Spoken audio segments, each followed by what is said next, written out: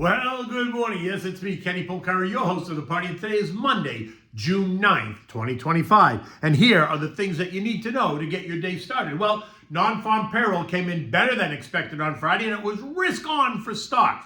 Trump, well, he's calling for JJ to cut rates by 100 basis points next week at the FOMC meeting. CPI and PPI are due out Wednesday and Thursday this week. Let's see what that reveals. The FOMC meeting begins next Tuesday, so we're about to enter the blackout period. U.S.-China trade talks are taking place in London this week. And what do we have for dinner tonight? We're going to have the spaghetti Amatriciana. Delicious, classic Roman recipe. Okay, look, it was a risk-on day. Stocks surged on Friday. The Dow up 445 points or 1%. The S&P up 61 points or just over 1%, leaving it sitting right at 6,000. The Nasdaq up 231 points or 1.2%. The Russell up 35 points or 1.6%. The Transports gained 237 points or 1.6%. The eagle-weighted S&P up 60 points or 0.8%, while the Mag 7 was the clear winner, up 529 points or 2%. The gain here led by Tesla, which closed up $10 or 3.8%. And the excitement is back. A Bloomberg survey is now calling for S&P 6,500 by the end of this year. An 8.5% move from here. And if that's true, that puts us back in the historical normal range of a 10% annual return. And if you add in the divvies, you're at about 12%. It was the all-important non-farm payroll report that lit the fuse for stocks on Friday. We were expecting 126,000 jobs.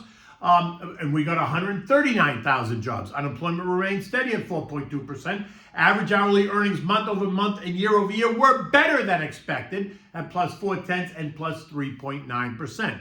Now remember what I said. 128,000 jobs would have been a healthy report. In fact, 100,000 new jobs would have been a healthy report and enough to maintain a 4.2% unemployment rate. But the 139,000 new jobs welcomed relief, and investors and traders and algos, everyone just jumped in.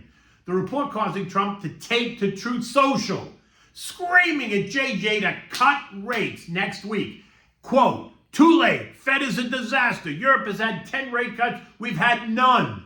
Despite him, our country is doing great. Go for a full point. Rocket fuel." Well, now to be fair and clear, JJ has cut rates by 1 full point. 100 basis points in 2024, 50 basis points in September, right ahead of the election, and then 225s in November and December. But I guess that doesn't really count because JoJo was president then. Every one of the 11 S&P sectors are higher. Energy up nearly 2%. Consumer discretionary up 1.3. Financials up 1.2. Communications up 1.2. Tech up 9/10. Healthcare up 9/10. Industrials up 8/10. Utilities up 0.5%. Basic materials up 0.3. And real estate gaining 0.3 as well. Down the chain, retail was up 1%. Airlines up nearly 3%. Disruptive tech up 8.5%.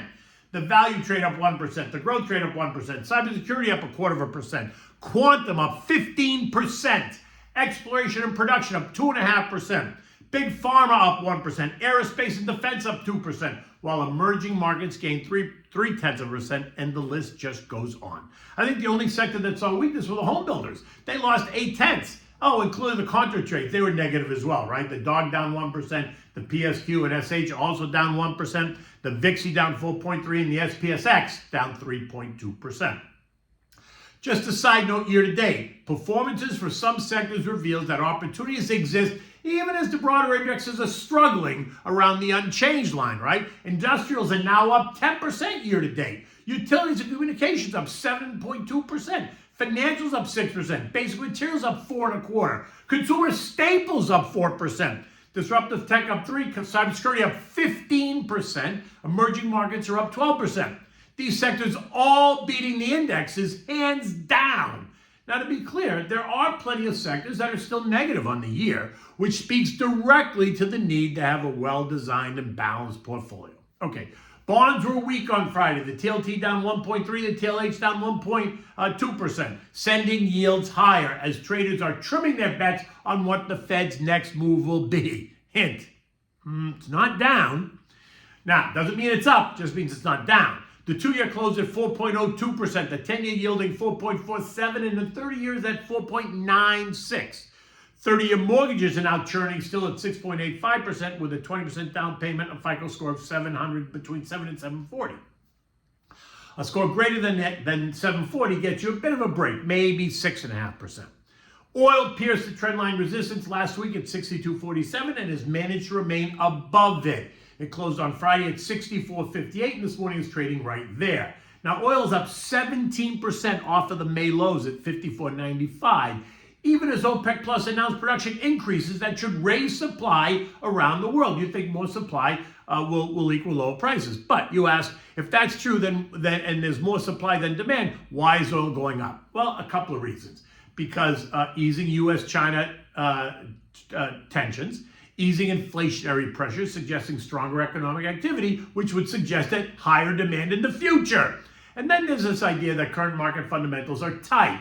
Global inventories are below the 5-year average at a time when demand is rising, right? Summertime. And so even as OPEC raises supply, the market is telling you that demand is strong. Something that I have been saying for years. Oil demand is not going away. Gold continues to bounce around between 33.25 and 34.25. Last week's high was 34.27. This morning is trading at 33.40. Trendline support is down at 32.92, a level that appears to have plenty of support. The recent easing, a direct result of the ongoing discussions with China and U.S., the trade deal, easing inflationary pressures, and if JJ cuts rates next week on June 18th because of strong economic activity and lower inflation, then we're going to see gold test the trendline support as investors will move out of gold and into stocks if the economy is strong. Now, if JJ cuts rates next week saying that he's concerned about a weakening economy, then gold is going to move higher, not lower. Now, I don't see how he's going to use that argument because the eco data does not support a weakening economy. So if he cuts them at all, it's because the economy is strong, which I think is a mistake. He should leave rates right where they are. Eco data this week is all about inflation. The CPI is due out on Wednesday. The top line CPI month over month of plus 0.3 and year over year of plus 2.5%. Both 0.1% higher than last month, but not a disaster by any stretch. Core CPI, which is ex-food and energy, month over month up 0.3 and year over year up 2.9%. Also up 0.1% over last month. Not expected to be an issue. The issue will be if it ticks up more than that expectation. The PPI is due on Thursday, and that's also expected to tick slightly higher as well, but by no means a level that's an issue. Month over month rates of plus 0.3%, year over year of 2.5%. Core ex-food and energy of 2.9% year over year. This morning, U.S. futures are mixed. Dow futures are up 24, S&P's up 4, the Nasdaq's down 7, while the Russell's up 14. The U.S. and China are meeting in London this week to discuss trade, the focus on advanced technologies and rare earth elements. They want more tech, and we want more rare earth, right? Kevin Hassett told Margaret Brennan on Face the Nation yesterday that, and I quote, "We want the rare earths, the magnets that are crucial for cell phones and everything else to flow just as they did before the beginning of April, and we don't want any technical details slowing that down." And we made that clear to them. Now, while this is good that they're talking, the issues are complex, right? And the tariffs only make it more difficult. So while Trump says that he expects the meeting to go very well, I would caution your overexcitement about this, right? Not gonna happen in 3 days. European markets are all trading a bit lower. It's London Tech Week this week, and guess who's giving the keynote? Jensen Huang from NVIDIA. So you can expect that's going to get that week off to a great start. So expect the focus over there to be on tech across all of Europe, right? There's no economic data points or earnings to drive the action today, so markets across the zone are down about 1/4 to 0.5%. The Apple Worldwide Developers Conference kicks off today here in the United States. Remember, Apple is down 18% year to date, so it's going to be interesting to see what comes out of that conference as well. Now, the S&P closed at 6,000, right smack on 6,000, up 61 points, after, though, testing as high as 6,016. So, okay, we kissed it. What happens now? Is it a false alarm? I still think the market's a little bit overbought. The RSI also confirms that, but we know that the market can remain overbought if investors continue to expect more and better news. So watch for what the CPI and PPI says about inflation this week, and then watch for any developments, obviously, on U.S.-China trade. My gut says sit back. No need to rush to do anything. You are invested. You have a well-balanced portfolio, and your cash, if you have any, is earning 4.25% in your government money market fund. So let your portfolio work for you right now, right? Call me for a free, no obligation portfolio analysis. You can get me at 561-931-0190. Okay, what do we have for dinner tonight? Spaghetti Amatriciana. It's a classic Roman Italian dish, simple yet delicious. For this, you need olive oil, a can of plum tomatoes, guanciale, pecorino romano cheese, shallot, salt, and pepper, and obviously the spaghetti. Begin by dicing up the guanciale and the shallots. Set those aside. Now, open your can of plum tomatoes and hand crush them, and then put those in a bowl. Set them aside. Bring a pot of salted water to a rolling boil.